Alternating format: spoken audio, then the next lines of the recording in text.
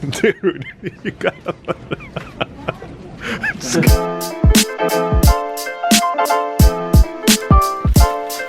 Yeah.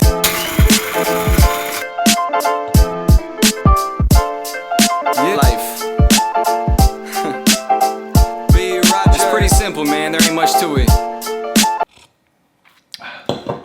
So today we're going to talk about inventions. But more importantly, we're going to talk about the ideas that turn into inventions. It's the where do ideas come from video. And I think you're going to be surprised.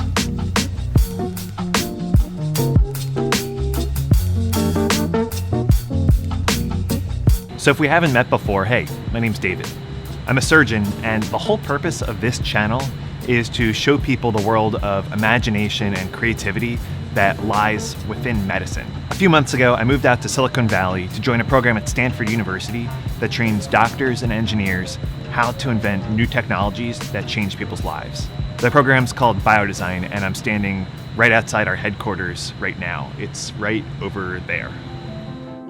So I'm just going to show you my favorite part of the Biodesign building real quick. So this case behind me here and all these cases down the hall there, they all have inside them inventions that were created by fellows when they were in this program before. And all of these inventions have now gone on to become companies that are out there in the world helping people.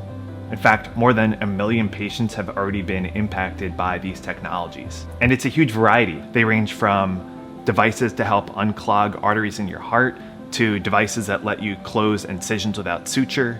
There are devices that use artificial intelligence to pick up heart rhythm issues, even devices to help prevent infections from forming in an incision. The other thing I like is that some of these glass cases show like the early prototypes of the inventions that are now out there in the wild. So you can kind of see like what it used to look like when it was first invented.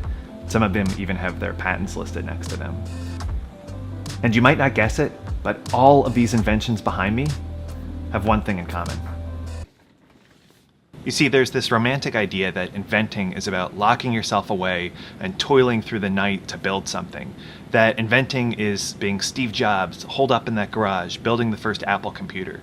And yes, there's definitely a role for working hard and grinding and bringing something into reality. But inventing doesn't start with isolating yourself.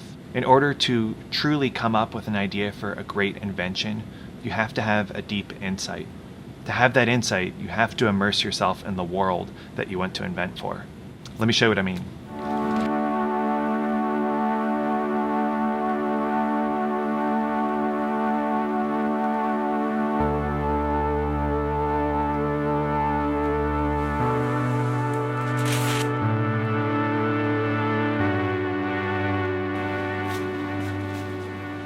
So I'm going to show you what I mean on this piece of paper right here.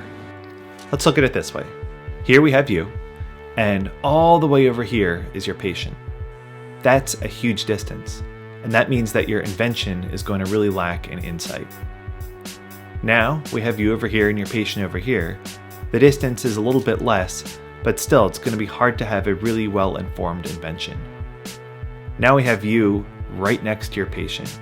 You're going to have a deep insight into their needs, and the invention that you make here is going to be the best of all of them. So now, once you really understand your patient and you understand the problem and you understand their need, now's when the fun really starts. It's time to brainstorm.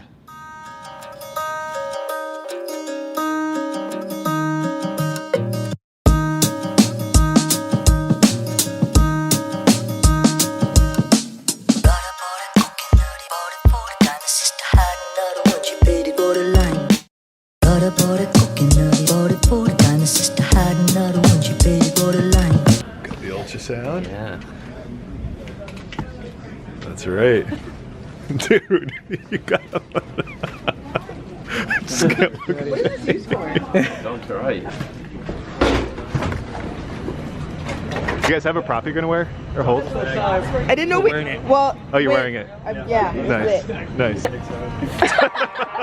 Where'd you even find that?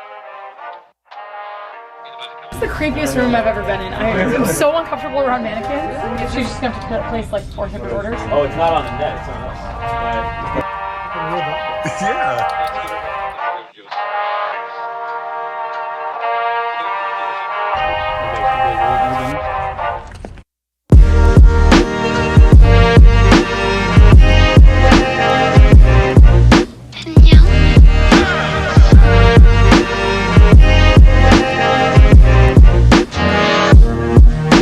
completely different.